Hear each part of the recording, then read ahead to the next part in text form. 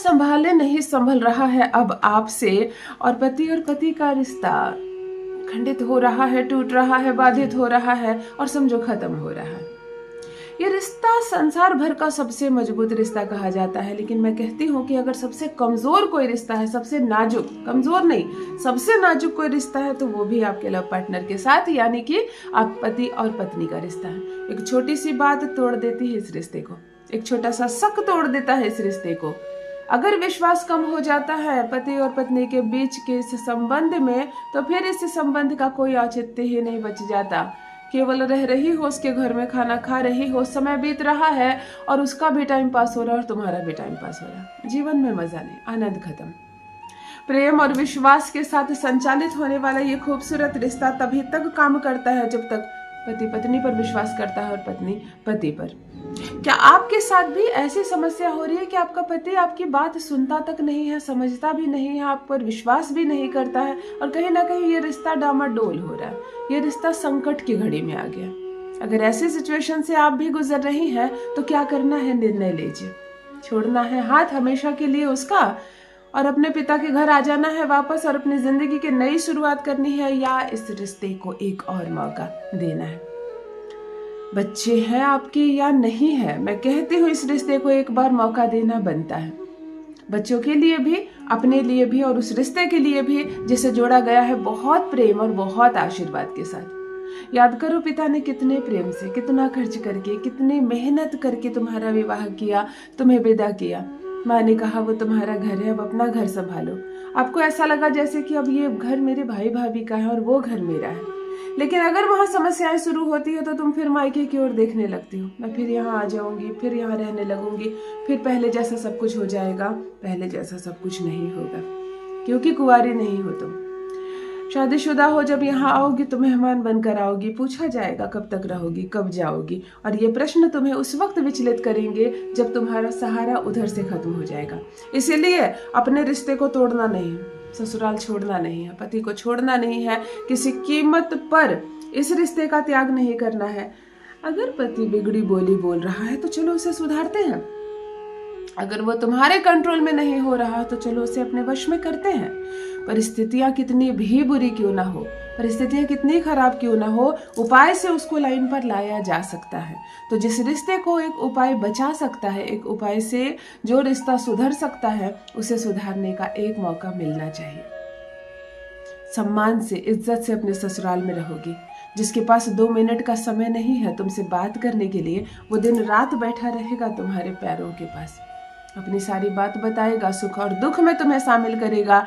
जो तुम्हारी तरफ आंख उठाकर नहीं देखता है, जिसको तुम्हारी तकलीफ नहीं दिखती, जिसको तुम्हारा चेहरा नहीं दिखता, वो केवल तुमसे ही बात करेगा। ऐसी विवश हो जाएगा, ऐसी तड़प जागेगी उसके मन में। ये रिश्ता समय के साथ बहुत मजबूत होता चला जाएगा और केवल पति ही नहीं, ससुराल में पूरी तुम्हारी तूती बोलेगी, तुम्हारी बोली बोलेगा हर कोई। तुम कहोगी सुबह तो सब सुबह और शाम कहोगी तो सब शाम कहेंगे। इस तरह से राज करोगी अपने ससुराल में। मैं कहती हूँ महज एक नींबू के प्रयोग से तुम पासा पलट सकती हो। तुम सामने वाले को अपनी मुट्ठी में कर सकती हो, अपने पक्ष में कर सकती हो। तुम्हारे ससुराल में तुम्हारी इज्जत होगी, मान सम्मान बढ़ेगा और तुम प्रेम और सम्मान से रहोगी अपने पति के साथ। जान लीजिए प्रथम मैं कौन हूँ। नमस्कार दोस्तों, मैं हूँ खुशबू सिंह। बहुत स्वागत, बहुत अभिनंदन आप सबका हमारे चैनल ज्योतिष ज्ञान में। कैसे हैं आप सब? जो भी न्यू व्यूअर्स चैनल पर पहली बार आए हो, चैनल से जुड़िए, सब्सक्राइब कीजिए, मेरे परिवार का हिस्सा बनिए। मेरे कमेंट सेक्शन में जय माता दी, हर हर महादेव अवश्य लिखे। अपनी खैरियत मुझे जरूर बताएं। पढ़ती हूँ हाथ की रेखाएं, पढ़ती हूँ जन्म कुंडली, और आप कुछ ना कहे तो आपका चेहरा भी पढ़ लेती हूँ। करम है, कृपा है ऊपर वाले की, प्रेम है आप सबका। जुड़िए ज्योतिष ज्ञान चैनल से। जो भी नए भाई बहन चैनल पर पहली बार आए हो, मेरे वीडियो को पहली बार देख रहे हो, मुझसे प्रथम बार मिल रहे हो, चैनल से जुड़िए, सब्सक्राइब कीजिए, मेरे परिवार का हिस्सा बनिए। दिल नहीं टूटने दूंगी, एक भी घर नहीं टूटने दूंगी। तलाक नहीं होगा, किसी कीमत पर तलाक नहीं होगा। अच्छे से समझ लो कैसे परिस्थिति को अपने पक्ष में करते हैं।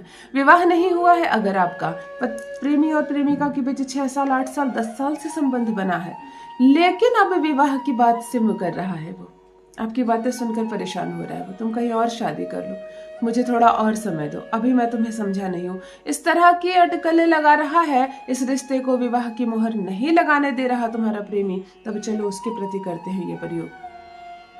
फिर एक तड़प जागेगी, जैसे पहला पहला प्यार हुआ था, कैसे तुम्हारे लिए भाग कर आता था, कैसे रात रात भर जागता था कि तुम्हारा एक फोन कॉल आ जाए, कैसे उमंग थी तुम्हारे लिए, वैसे ही ये रिश्ता फिर से नया हो जाएगा। तुम्हारा प्रेमी भागा चलाएगा तुम्हारे पास, बारात लेकर आएगा, तुम्हें अपने दुल्हन बनाकर लेकर जाएगा। विश्वास रखो, सब कुछ ठीक हो जाएगा। दाम्पत्य सुख मिले तुम्हें, इसके लिए एक सबसे बड़ी बात जरूरी है कि तुम अपने शुक्र को मजबूत रखो, तभी तुम्हारे भीतर का आकर्षण मजबूत रहेगा। तैयार रहा करो, सज बन कर रहो, सुंदर अच्छे स्वच्छ कपड़े पहनो, रंगीन कपड़े पहनो, सिंदूर लगाओ से शादीशुदा हो तो, चूड़ियां पहनो, पैर में बिछुए पहनो, सब कुछ बहुत अच्छा होगा। शुक्र को तुम स्ट्रांग रखो, बाकी ये उपाय कर देगा। होलिका दहन होती है, देखा है ना, लकड़ियों को ऐसे ऐसे करके सब तरफ से खड़ा किया जाता है, पहाड़ बनाया जाता है। 5 दालचीनी की स्टिक लाना है और आपको ऐसे ही खड़ा करना है, पहाड़ बनाना है। चाहे धागे से बांध कर करो, चाहे किसी थाली पर खड़ा कर दो। अच्छे से बात समझ में आ गई? 5 दालचीनी की स्टिक एक साइज की लंबी लंबी लाना और उसको ऐसे करके खड़ा करना, जैसे कि होलिका दहन के लिए अग्नि लकड़ी को खड़ा किया जाता है। इसके ठीक नीचे 3 कपूर की टिकिया रखना और तीनों कपूर की टिकिया पर नीले रंग के कलम से पार्टनर का नाम लिख देना। 3 कपूर की टिकिया के रखने के ऊपर 3 लौंग भी रखना, लेकिन हर एक लौंग को एक बार फूंक मारना, एक बार पार्टनर का नाम लेना और कपूर के ऊपर रखना। और अब ये बनाना घर, यानी कि एक दालचीनी का घर, जिसके घर के नीचे 3 कपूर की टिकिया के ऊपर 3 लौंग रहेगा पार्टनर के नाम के साथ। एक नींबू लेना, पूर्व दिशा की ओर चेहरा करके बैठ जाना, इस थाली को अपने सामने रखना जिस पर तुमने ये दालचीनी लगाई है। नींबू को चाकू से 2 बराबर भाग में काटना, पूरी तरह से नींबू अलग ना हो, पूरा अलग हो गया हो लेकिन टूटा ना हो। नींबू को हाथ में लेकर ये कामना करना कि मैं सौभाग्यशाली रहूं, मेरे पति मुझसे प्रेम करे, ससुराल वाले मेरे पीछे पीछे घूमे, मैं राज करूं इस घर में। ऐसी कामना से पूरे घर का चक्कर लगा लेना, चाहे अपना कमरा हो चाहे किसी का कमरा हो।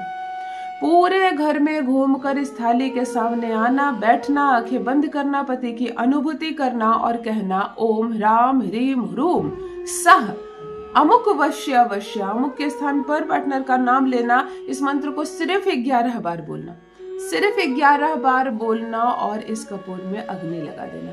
ये जो कपूर जिसके ऊपर आपने लौंग रखा है और जिसके ऊपर दालचीनी की आपने छाव लगाई है, ये धधक कर जलने लगेगी, जैसे लकड़ी जलती है ना, जैसे होलिका जलती है ना, ऐसे जलने लगेगी। आपको इसी धधकती हुई अग्नि पर नींबू रख देना है, जो नींबू को आपने पूरे घर से घुमाकर काली क्रियाओं के साथ लाए हैं। आप इसको इसमें डाल देंगे और जलने देंगे जब तक जल रहा है। नींबू सिक जाएगा, गर्म हो जाएगा। ये जब जल जाए, ठंडा हो जाए, खत्म हो जाए, इस संपूर्ण चीज को ले जाकर किसी भी सुनसान स्थान पर फेंकाना, ताकि इस पर कोई चढ़े, चाहे गाड़ियां चढ़े, पशु चढ़े, इंसान चढ़े, इसकी दुर्गति हो जाए, ऐसे स्थान पर इसको फेंक कर आ जाना। महज एक बार किया गया यह प्रयोग आपके 3 ग्रहों को शांत करता है। घर में जो भी काली क्रिया जिसकी वजह से झगड़े हो रहे हैं, लड़ाइयां हो रही है या रिश्ते अलग हो रहे हैं, वह सुधरेगा। नींबू में 70% जल है, जो हमारी पृथ्वी का सूचक होता है, हमारा संसार ही है वो। आपने नींबू में नकारात्मक शक्तियों को खींचने की भी अद्भुत क्षमता होती है। एक तंत्र क्रिया करवाया है मैंने आपसे, जिस दिन ये करो उस दिन कोई नॉनवेज मत खाना, झूठ मत बोलना, शांत रहने की कोशिश करना, पति के साथ संबंध मत बनाना, बहुत शुद्धता के साथ रहना। ये तंत्र जो आपने किया है, ये आपकी जिंदगी बदल कर रख देगी। करके देखें, अपना अनुभव मेरे साथ भी अवश्य साझा करें। बहुत बहुत धन्यवाद।